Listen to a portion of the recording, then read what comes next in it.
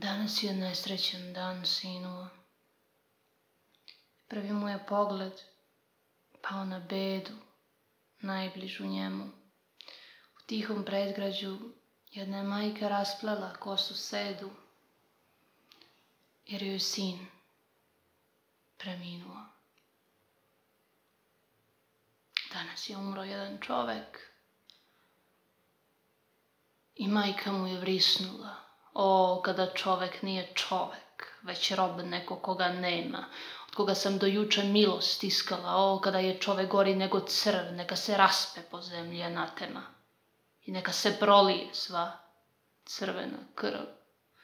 O, sine, moj dobri sine.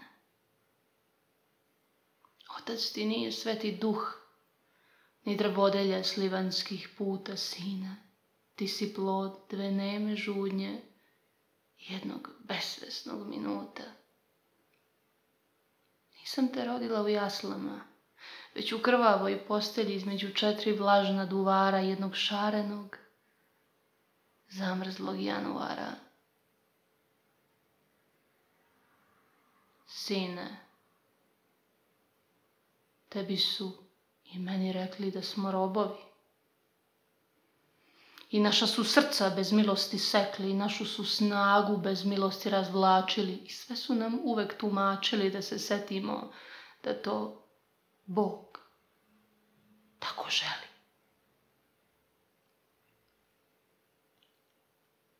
Rođeni, mrtvi sine, Bog je laž. I naši su ga dušmani izumeli.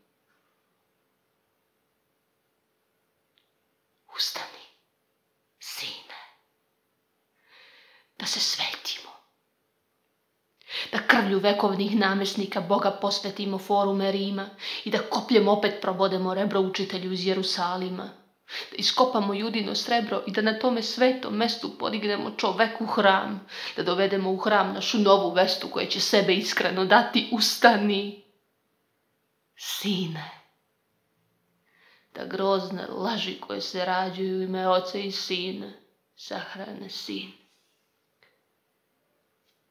i mati.